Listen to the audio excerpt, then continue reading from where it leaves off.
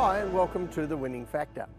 I'm Alan Aitken, and on this show each week I take a look at some upcoming races in Hong Kong and we try to isolate an aspect of the race we might look back on later as having been a path to finding the winner.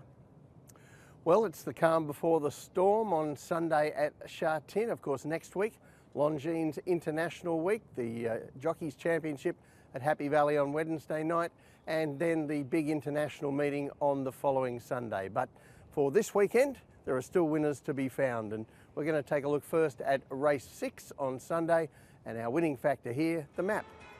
Now, I'm sure the favourite here is going to be the debut winner, Pins Prince, from the John Size yard, but there will be others in the discussion. Jade Phoenix will probably have some fans dropping in grade. Noble Steed raced a little bit unlucky last time. The last start winner, Best for You, and I'm sure plenty of fans will find an argument for Millennium Falcon, Zach Purton's ride. So Pins Prince, the favourite here, he made his first racecourse appearance on November 13, and we're going to take a look at that now. And this is race 172, and from gate 3 he's in yellow and white colours. Pins Prince has to be just ridden along a little bit early by Joe Moreira in what was a worthwhile but not especially fast pace. But he gets into a lovely trail, third on the fence, a perfect run in fact, and then Moreira just has to wind him up a little bit again, turning for home. The leader kicks away, but this horse is very professional for his first start, keeps applying himself, and he gets over the top of the leader in the final stages.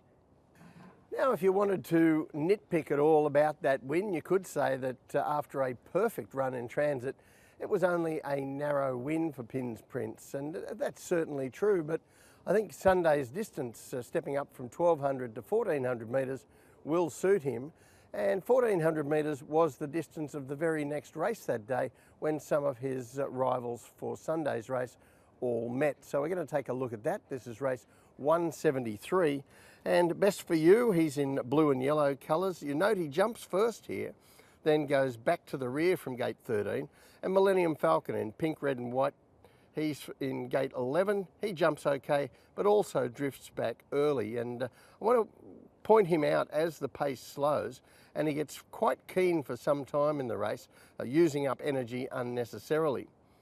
Now in the home stretch, we see Zach Purton on Millennium Falcon looks for runs through the field, and he runs into quite a bit of traffic. While Best for You, he goes out to the middle of the track, builds his revs for a big finish, and he is ultimately the winner. But pay careful attention here to the heat map, because this race basically failed. Not a lot of pressure early or mid-race, but the leaders still didn't get home. And the run-ons come into it only because the leaders are running such poor sectionals. That certainly downgrades the form of this race for me, although I think we'd all agree Millennium Falcon was unlucky there, partly of his own doing, but also partly traffic issues in the straight. But key to this race, I think, is the map.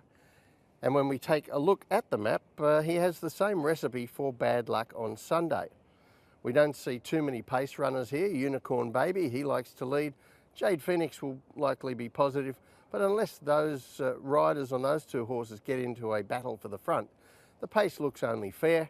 We've seen Pins Prince have to be shrugged along to get handy at 1200 metres in a genuine speed, but he might get there more easily in this tempo. I wouldn't be surprised to see Best for You, who jumped so well last time, race a bit closer this time from a better draw, but he'll still give away a start.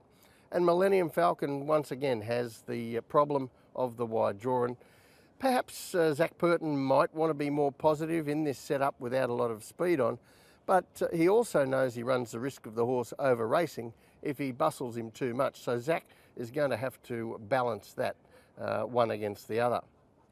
Now, on top of all that, you can add in favour of the favourite the performance of John Size's debutant winners, because those horses who do win their first start under John Size have a better than 50% strike rate of winning again at their second start. So the tip in race 6 is Pins Prince. His winning factor, the map. I think the fact that John Size's debut winners performed so well makes him hard to beat in any case. But when we see the layout of the race and the fact that his major rival might have a few issues on the map, I think that really points to Pin's Prince. The second race I want to take a look at on Sunday is race 9, and our winning factor here, the trainer. And in this class 3, João Moreira rides last start winner Ultra Express. But there will be some fans of those horses who finished behind him that day, like the runner-up Elite Patch, who was caught wide, like Crossford, who struck a lot of interference, and Super Wind Dragon, who was a closing third. I think King's Capital looks a chance in his first dirt attempt, but so too does Infinite Power, who has tried the dirt before, but now tries it over a longer distance. So a fairly open race, and Ultra Express is probably the obvious point of reference here, coming off a last start win when he met quite a few of these horses, and we're going to have a look at that win. This is race 175. He's in green and white colours at Gate 1, Ultra Express, and others of interest here are Crossford in all red, Gate 5, Elite Patch from Gate 9 gets back in blue and white colours, and Super Wind Dragon, he goes all the way back from an outside gate in purple and yellow colours. So there's a bit to look at, but critical here is the torrid pace for the first half of the race. If we look at the heat map there, it's red all over the first 850 metres here. The leaders duelled very hard for the front and killed each other off.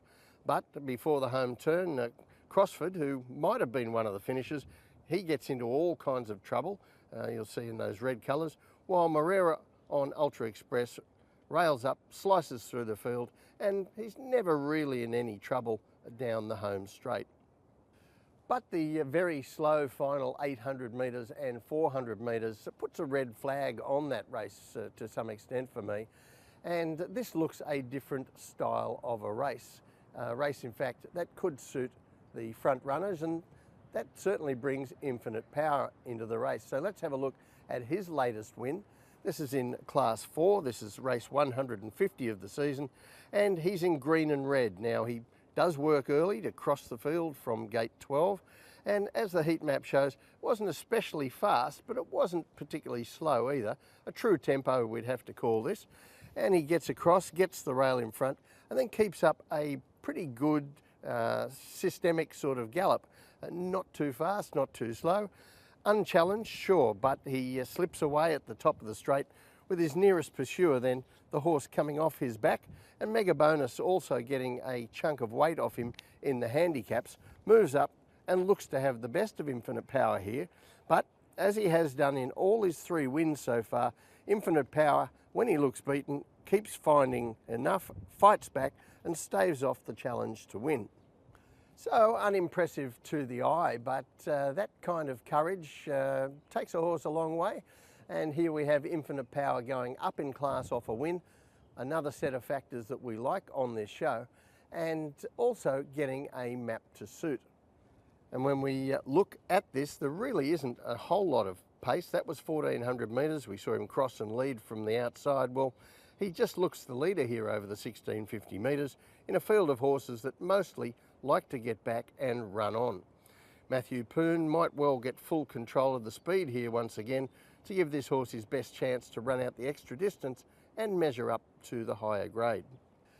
But I also want to highlight his trainer, Frankie Law, for his record on the dirt. And you see on this graphic, this is over recent years, and you might find this very useful because we have, I think, 6 races on the dirt on Sunday.